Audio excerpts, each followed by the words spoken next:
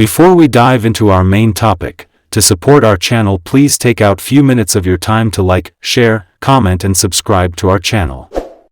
Doing so is free and it will help in the growth of this channel. May the Most High God bless you richly as you do so. Amen. What about the spiritual world? I guess this has been a question you've needed answers to all these while. Now it is made available to you. To fully understand how the spiritual world works, make sure you watch this video till the end, and also rewatch if need be for a proper understanding. May the Most High God grant you instinctive wisdom and understanding as you watch through. Amen.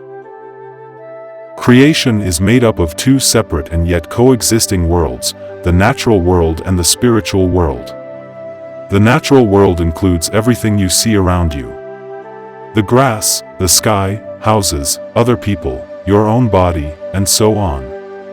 The spiritual world consists of the unseen realities that we do not fully encounter until after death. Heaven, hell, and the world of spirits which is in between. In the spiritual world, people have bodies, live in houses, enjoy community life, and are surrounded by landscapes similar to those of Earth, with familiar plants and animals. However, things work very differently in spiritual reality.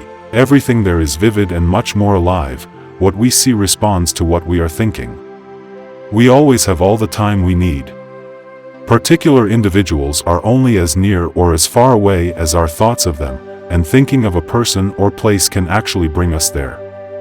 In short, while the spiritual world might not seem very different from ours at first, it's a realm where the inner state of individuals are reflected in their surroundings and where all life originates from, and is sustained by, the love and wisdom of the Lord. The process of crossing over. Swedenborg says that he was allowed to experience the process of dying and being awakened in the spiritual world so that he could tell people on earth what it was like. He describes how angels sat beside him, unseen by most because angels are in the spiritual world. These angels stayed with him throughout the entire transition, surrounding him with loving thoughts. He experienced the transition from a physical existence to a spiritual one as though his eyes were being opened for the first time. He was then able to see into the spiritual world. He says that once awakened to spiritual realities, a person might experience a number of different things, depending on what type of life he or she has led. Most people start in the world of spirits, to harmonize with their inner nature. Anyone who has become totally transparent in this life, whether transparently loving or transparently hateful, is fully ready for either heaven or hell, and goes straight in. In the second state after death, the person becomes aware of the deeper parts of his or her inner nature. They start saying what they really think and act according to what they feel without worrying about appearances or making other people happy. They act according to their inner values, the way someone on earth might act when nobody else is watching or when they're sure they won't get caught. People who are truly good inside will be kind and generous to others, while people who are inherently evil will be openly selfish and cruel.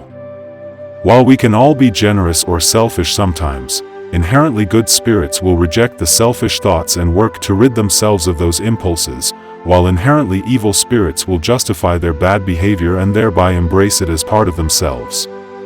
At this point, like is drawn to like, so the sorting out begins. No judge passes sentences of guilt or innocence. We seek out kindred spirits because that is where we feel at home. For people who are ready for heaven, there is a third state, a time of instruction.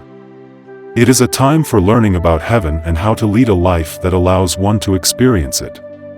At this point, the person is already in touch with the community in heaven where he or she will ultimately live, but still has a lot to learn about that community, what it does, how the individual can contribute to it, how the community can fill the individual's needs, and so on. At the top of everything, at the highest point, is the Lord, whom Swedenborg describes as a living sun radiating divine good and truth throughout creation. He also describes heaven as being human in form, with individual communities corresponding to the function of the organs in our body. In this view, the Lord is the center of the body, not in the literal sense of being part of its anatomy, but in the more spiritual sense of being at the core of the being, sustaining it just as we are sustained by our souls. Heaven, then, is not so much a place as a collective entity made up of good people who perform an important use, much as we ourselves are made up of individual cells and atoms that are essential to the full functioning of our body.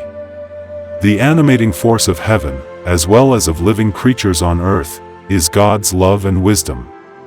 God is not a remote being who created the universe and then retired to heaven. On the contrary, God is the very essence of life, love, and wisdom itself, the source and sustenance of all that exists.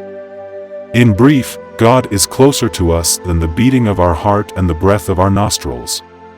But we only experience this closeness to the extent that we align ourselves with God's will. This is what opens us to the influx of God's love and wisdom, also called heaven. He describes heaven as being a place of inexpressible joy and peace.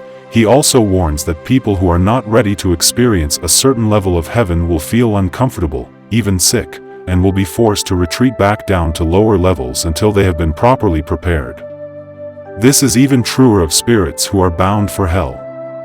The deepest hells are also the darkest and coldest, since the Lord is the source of light and heat in the spiritual world. The only light and warmth in hell arises from the fires of malice that emanate from its inhabitants. Those who live in the deepest hells are the ones who embrace evil on the innermost levels of their being, who love themselves more than anything else, and who find great delight in inflicting pain on others.